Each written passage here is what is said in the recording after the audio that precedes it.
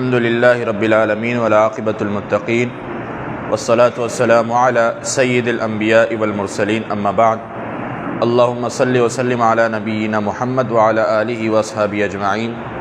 اعوذ باللہ من الشیطان الرجیم بسم اللہ الرحمن الرحیم وکذالک اور اسی طرح جعلناکم ہم نے تمہیں بنا دیا امتا وسطا درمیانی امت لتکونوا تاکہ تم شہداء گواہ بن سکو علی الناس لوگوں پہ ویکون الرسول علیکم اور ہوں گے رسول علیکم تم پر شہیداً گواہ وما جعلنا القبلۃ اور ہم نے نہیں بنایا تھا قبلے کو التی کنت علیہا جس پر تم ہو الا مگر لنعلم یہ کہ ہم جان لے من یتبع الرسول کون اتباع کرتا ہے اللہ کے رسول کی ممن ینقلب اور کون پھرتا ہے علی عقبیہ اپنی ایڑیوں کے بل وان کانت اور یہ تھا لکبیرۃ بھاری الا مگر علی الذین ان لوگوں پر ہدی اللہ جن کو ہدایت دی اللہ پر وما کان اللہ اور نہیں اللہ لیضیع ضائع کرتا ایمانکم ان کے ایمان کو ان اللہ بے شک اللہ بالناس لوگوں کے ساتھ لرؤوف شفقت کرنے والا ہے رحیم اور رحم کرنے والا ہے قد نرى تحقیق ہم دیکھ رہے تھے تقلبا بار بار پلٹنا یا پھیرنا وجہ کا تیرے چہرے کا فی السماء آسمان کی طرف فلنولینک پس ان قریب ہم تمہیں پھیر دیں گے قبلۃً اس قبلے کی طرف ترضاہا جس کی تو خواہش کرتا ہے فولی وجہ کا پس پھیر لو اپنے چہرے کو شطر المسجد اس سمت المسجد الحرام جس طرف مسجد حرام ہے یعنی بیت اللہ ہے وحیث اور جہاں بھی ما کنتم تم ہو فولوا وجوہکم پس پاؤ اپنے چہرے کو شطرہ اسی سمت وان الذین اور بے شک وہ لوگ اوت الکتاب جو کتاب دیے گئے ہیں لیعلمون یہ جان لے انہ الحق بے شک یہی حق ہے من ربہم ان کے رب کی طرف سے وما اللہ بغافل اور نہیں ہے اللہ غافل عما یعملون اس بارے میں جو وہ عمل کرتے ہیں۔ پہلی آیت میں اللہ رب العزت نے امتا وسطا قرار دیا ہے یعنی وہ امت جو درمیانی امت ہے، لیکن مفسرین نے یا ترجمہ کرنے والوں نے وسطاً کا ترجمہ بہترین امت کیا ہے، کیونکہ اکثر اوقات جو چیز درمیانی ہو وہ بہترین ہوتی ہے۔ جیسے اللہ کے رسول صلی اللہ علیہ وسلم نے ایک دفعہ صحابہ کرام کو سمجھانے کے لیے مٹی کے اوپر ایک لکیر کھینچی اور وہ سیدھی لکیر تھی اور فرمایا یہ سیدھا راستہ ہے، اور پھر اس کے ارد گرد مزید لکیریں کھینچی جو دائیں طرف یا بائیں طرف جا رہی تھی اور فرمایا یہ شیطان کا راستہ ہے۔ تو جو درمیان والی لکیر تھی اللہ کے رسول صلی اللہ علیہ وسلم نے اس کو بہترین لکیر یا سیدھی لکیر قرار دیا۔ تو وسطاً کا اسی لیے یہاں پر لوگوں نے ترجمہ درمیان والی کی بجائے بہترین کیا ہے، امت وسطا بہترین امت۔ اور اس کی دلیل ہمیں چوتھے پارے میں بھی ملتی ہے جہاں پر اللہ رب العزت نے فرمایا کنتم خیر امت اخرجت للناس، تم بہترین امت ہو جو لوگوں میں نکالی گئی ہو۔ اور اس کی وجہ کیا ہے؟ وہ وجہ یہاں بھی بیان ہوئی ہے اور وہی وجہ وہاں بیان ہوئی ہے۔ یہاں پر اللہ رب العزت نے پہلے فرمایا تم لوگوں پر شہیدہ گواہ ہو، اور اس کی یہ وجہ ہے کہ اللہ رب العزت نے مسلمانوں کو یہ حکم دیا ہے کہ تم لوگوں کو تبلیغ کرو، تم لوگوں کو سمجھاؤ، نیکی کا حکم دیو۔ یہی وجہ ہے کہ ہم بہترین امت ہے، کنتم خیر امت اخرجت للناس تأمرون بالمعروف وتنہون عن المنکر۔ اگر ہم امر بالمعروف کریں گے اور نہیں عن المنکر کریں گے،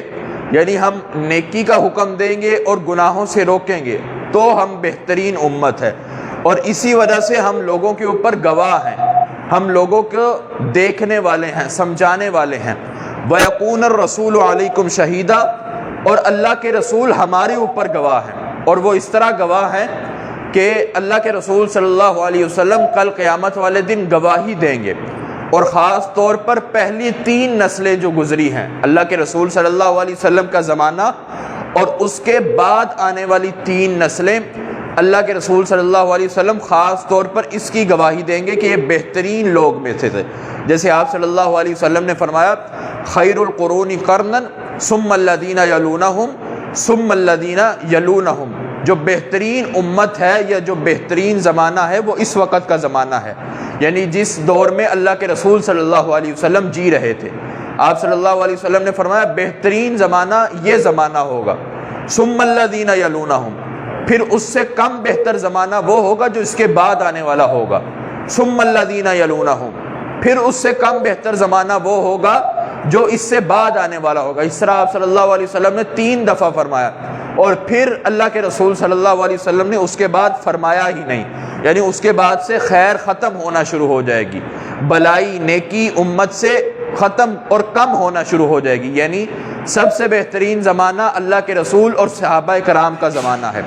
اس کے بعد بہتر زمانہ تابعین کا زمانہ ہے، پھر تبع تابعین کا زمانہ ہے، پھر سلف صالحین کا زمانہ ہے۔ یہ 3 سے 4 جو نسلیں ہیں یہ بہترین زمانے والی نسلیں ہیں، لیکن اس کے بعد نیکیاں کم ہونا شروع ہو جائیں گی، بھلائیاں کم ہونا شروع ہو جائیں گی۔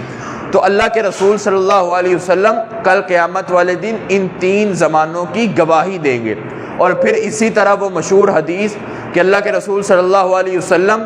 نیکی والے لوگوں کے ساتھ کھڑے ہوں گے تو دور سے آپ صلی اللہ علیہ وسلم کی امت بھاگتے ہوئے آ رہی ہوگی، اور فرشتے اس امت کو روک رہے ہوں گے، تو آپ صلی اللہ علیہ وسلم فرمائیں گے کہ انہیں آنے دو، یہ میری امت میں سے تھے، یہ نیک لوگ تھے۔ تو فرشتے ان کو جواب دیں گے کہ آپ نہیں جانتے انہوں نے آپ کے جانے کے بعد آپ کے دین کے ساتھ کس طرح مذاق کیا، کھلواڑ کیا۔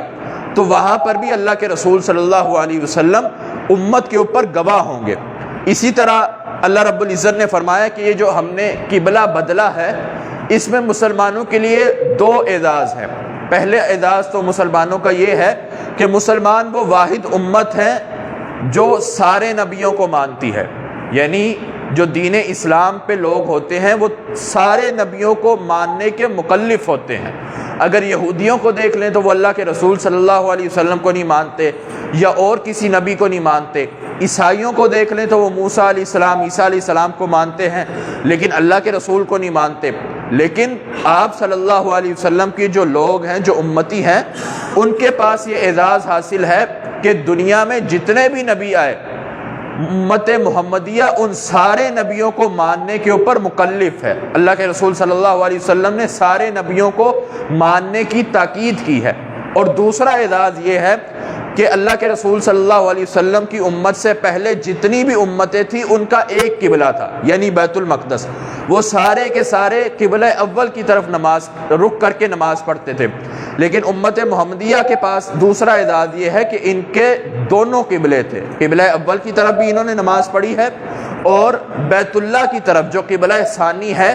امت محمدیہ نے اس کی طرف بھی نماز رک کر کے پڑھ رہی ہیں اور پڑھیں گے۔ تو یہ مسلمانوں کے 2 اعزاز ہیں۔ اور اسی طرح آگے اللہ رب العزت نے فرمایا وَمَا كَانَ اللَّهُ لِيُضِيعَ إِيمَانَكُمْ، اور اللہ ضائع نہیں کرتا ان کے ایمان کو۔ یہ اصل میں حضرت برا بن عازب جو کہ صحابی رسول ہیں، انہوں نے اللہ کے رسول صلی اللہ علیہ وسلم سے سوال کیا تھا کہ اللہ کے رسول کئی لوگ ایسے ہیں جو قبلہ بدلنے سے پہلے فوت ہو گئے، یعنی انہوں نے اپنی زندگی میں جو چند نمازیں پڑھی 12-13 مہینے وہ صرف بیت المقدس کی طرف رک کر کے پڑھی، انہوں نے بیت اللہ کی طرف رک کر کے کوئی نماز پڑھی ہی نہیں۔ تو ان کا کیا معاملہ ہوگا؟ کیا ان کی نمازیں قبول ہوں گی یا ان کی نمازیں معتبر ہوں گی؟ تو اللہ رب العزت نے فرمایا کہ اللہ کبھی بھی کسی ایمان والے کے عمل کو ضائع نہیں کرتا۔ تو اس سے پتہ یہ چلتا ہے جنہوں نے صرف بیت المقدس کی طرف نمازیں پڑھی ان کی بھی قبول ہوں گی، اور جنہوں نے دونوں طرف نمازیں پڑھی، یعنی پہلے 17 مہینہ بیت المقدس کی طرف پڑھی اور پھر رہتی زندگی تک بیت اللہ کی طرف پڑھی، تو ان کی بھی وہ نمازیں قبول کی جائیں گی۔ آگے اللہ رب العزت نے فرمایا کہ ہم بار بار دیکھ رہے تھے تیرے چہرے کو آسمان کی طرف پلٹتے ہوئے، یعنی اللہ کہ رسول صلی اللہ علیہ وسلم کو اس قدر شدت کے ساتھ انتظار تھا کہ کسی طریقے کے ساتھ اللہ رب العزت یہ حکم نازل فرما دے کہ ہم مکہ کو تمہارے لیے قبلہ چن رہے ہیں، اور اس وحی کے انتظار کے لیے اللہ رب العزت بار بار آسمان کی طرف دیکھتے تھے، بار بار دعائیں کرتے تھے، بار بار التجائیں کرتے تھے کہ کسی طرح یہ آیت نازل ہو جائے کہ اب سے تمہارا قبلہ بیت اللہ ہے۔ تو پھر اللہ رب العزت نے نہ صرف اللہ کے رسول صلی اللہ علیہ وسلم کی یہ آرزو سنی، بلکہ اس کیفیت کو قرآن میں بیان بھی کیا اور آگے حکم بھی جاری کر دیا۔ یہ وہ حکم ہے جس کے اوپر ہم آج تک بیت اللہ کے اوپر رخ کر کے نماز پڑھ رہے ہیں۔ فولی وجہک شطر المسجد الحرام، پھیر دو اپنے چہرے کو، شطرہ سمت کو کہتے ہیں، المسجد الحرام، مسجد حرام کی سمت کی طرف۔ یہاں ایک بات ضروری ہے کہ اللہ رب العزت نے یہ نہیں فرمایا کہ بیت اللہ کی طرف منہ کر کے نماز پڑھو، اللہ رب العزت نے فرمایا شطرہ، بیت اللہ کی سمت کی طرف رخ کر کے نماز ادا کرو، کیونکہ بعض اوقات ایسے ہوتا ہے کہ اگر یہ بیت اللہ ہے اور یہ آپ کی ساری سمت ہے تو ضروری نہیں ہے ہر بندے کا رخ بیت اللہ کی طرف ہو۔ بیت اللہ میں زیادہ تر تو انہی لوگوں کا رخ ہوگا جو بیت اللہ میں موجود ہیں اور ہر طرف سے ان کا چہرہ بیت اللہ کی طرف ہی آ رہا ہے، لیکن بعض لوگ بیت اللہ کی طرف رخ تو نہیں کرتے، لیکن جغرافیائی حساب سے ان کی سمت اس طرف ہوتی ہے جس طرف بیت اللہ ہے۔ تو اس لیے اللہ رب العزت نے صرف بیت اللہ یا مسجد حرام کا ذکر نہیں فرمایا، بلکہ ساتھ فرمایا شطرہ، اس سمت کی طرف رخ کر کے نماز پڑھو، یعنی بیت اللہ کی جو ساری سمت ہے وہ مسلمانوں کا قبلہ ہے، صرف بیت اللہ قبلہ نہیں ہے، بیت اللہ کی ساری سمت قبلہ ہے۔ جیسے ہم یہاں پر کھڑے ہو کے نماز پڑھ رہے ہیں اور ہم جس طرف رخ کر کے نماز پڑھ رہے ہیں ضروری نہیں ہے کہ اس کی سیٹ میں ہی بیت اللہ ہو سکتا ہے اس کی ہم یہاں نماز پڑھ رہے ہیں اور بیت اللہ یہاں ہو، لیکن اگر سمت وہ ہے تو پھر یہ نماز جائز ہے۔ اس لیے اللہ رب العزت نے یہاں بھی شطرہ کا لفظ ذکر کیا اور آگے بیت اللہ کا لفظ ذکر ہی نہیں کیا، صرف شطرہ کا لفظ ذکر کیا کہ اس سمت کی طرف پڑھو، بھلے بیت اللہ کی طرف تمہارا رخ ہو یا نہ ہو، بیت اللہ کی سمت کی طرف رخ ہونا چاہیے۔ تو اسی طرح اللہ رب العزت نے اہل کتاب کو، یہودیوں کو اور نصرانیوں کو بھی بتلا دیا کہ پہلے تمہارا قبلہ بھلے بیت المقدس تھا، لیکن اب لَيَعْلَمُونَ، جان لو، أَنَّهُ الْحَقُّ مِن رَبِّهِمْ، یہ جو بیت اللہ ہے یہ اللہ تعالیٰ کی طرف سے حق ہے، اور اسی کی طرف تمہیں رخ کر کے نماز ادا کرنی پڑے گی، ورنہ تمہاری نمازیں کسی کام کی نہیں ہیں۔ تو اس دو آیات میں اللہ رب العزت نے جو تفصیل بیان کی ہے بیت اللہ کے تبدیل ہونے کی، اور خاص طور پہ وہ کیفیت بیان کی ہے جو اللہ کے رسول صلی اللہ علیہ وسلم کی تھی، اور بار بار آپ کا دعائیں کرنا، التجائیں کرنا، یہ مزید واقعہ انشاءاللہ اگلے تقریباً 1 رکوع تک چلے گا۔ اللہ تعالیٰ سے دعا ہے کہ ہمیں دین کو صحیح طریقے سے سمجھ کر عمل کرنے کی توفیق عطا فرمائے۔ اور اسی طرح یہ جو درس ہے یہ ہم جامع مسجد توحید کے نام سے ہم نے ایک فیس بک چینل بنایا ہوا ہے جس کو ہم گروپ میں شیئر بھی کرتے ہیں، تو احباب اس لنک کو یا اس پیج کو زیادہ سے زیادہ شیئر کریں تاکہ ثواب کا باعث بن سکے۔ اللہ تعالیٰ سے دعا ہے کہ ہمیں دین کو صحیح طریقے سے سمجھ کر اس پر عمل کرنے کی توفیق عطا فرما۔ وآخر دعوانا الحمدللہ رب العالمین۔